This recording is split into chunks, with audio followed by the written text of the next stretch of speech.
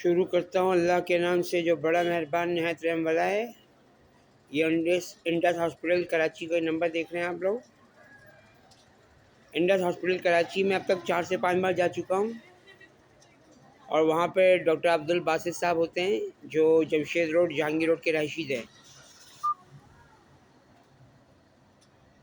تو Indus hospital میں ہی دھوکہ دہی سے میرے جسم میں A I artificial intelligence ChatGPT کی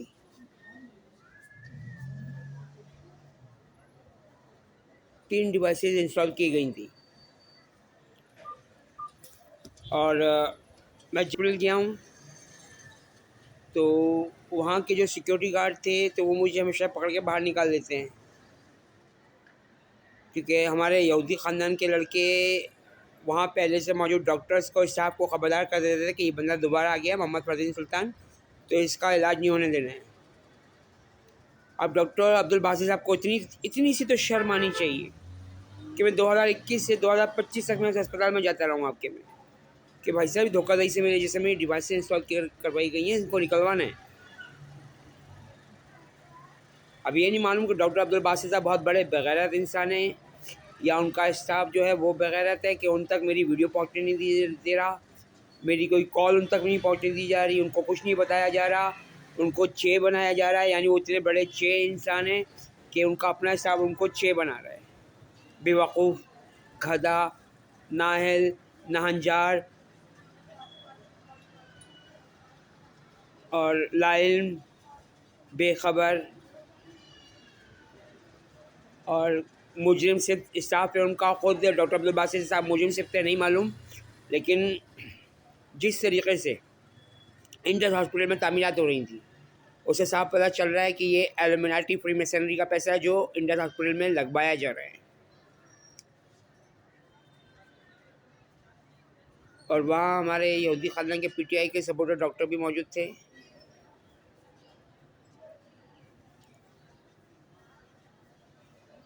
جو کہ ہمارے یہودی خاندان کے پی ٹی آئی کو اور ٹی ٹی پی کو سپورٹ کر رہے تھے۔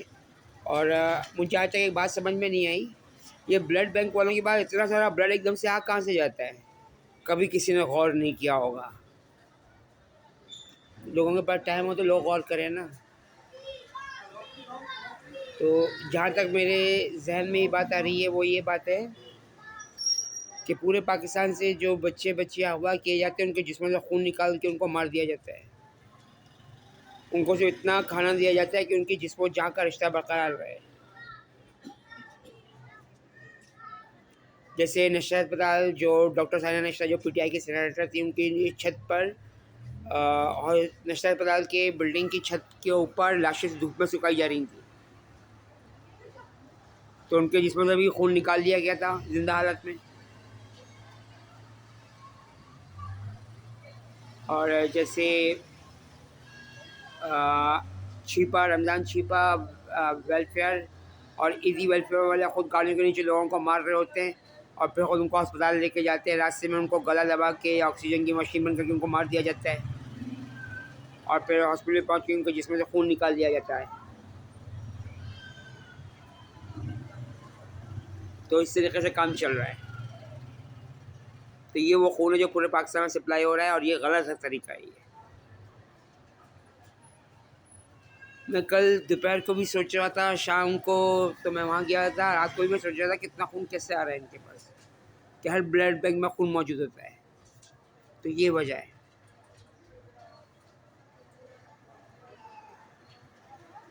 شرم کا مقام ہے۔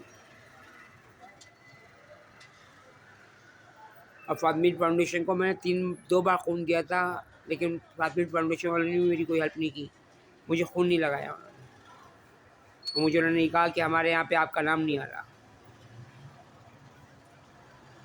اللہ تعالیٰ امت مسلمہ کو اپنی پناہ میں رحمت میں حفاظت میں رکھے، اور دوسرے مذہب کے بے گناہ مرد عورتوں بچوں بوڑھوں کو بھی، جن کو یہودی بے گناہ مار رہے ہیں، ان کے جسم سے خون نکال رہے ہیں، ان کے باڈی پارٹس باہر ممالک میں بھجوائے جا رہے ہیں، ان کی آنکھیں دل گردے نکالے جا رہے ہیں اور سعودی عرب بھجوائے جا رہے ہیں، اور سری لنکا جہاں دنیا کا بڑا آئی بینک ہے۔ تو اس طریقے سے یہودی یہ ظلم و ستم کر رہے ہیں۔ اور یہ یاد رکھیے گا کہ NGO میں بھی چی آتا ہے، یعنی نان گورنمنٹ آرگنائزیشنس. تو یہ NGOs کی آڑ میں یہ شرائن شیطان کی پوجا کروائی جا رہی ہے. شیطان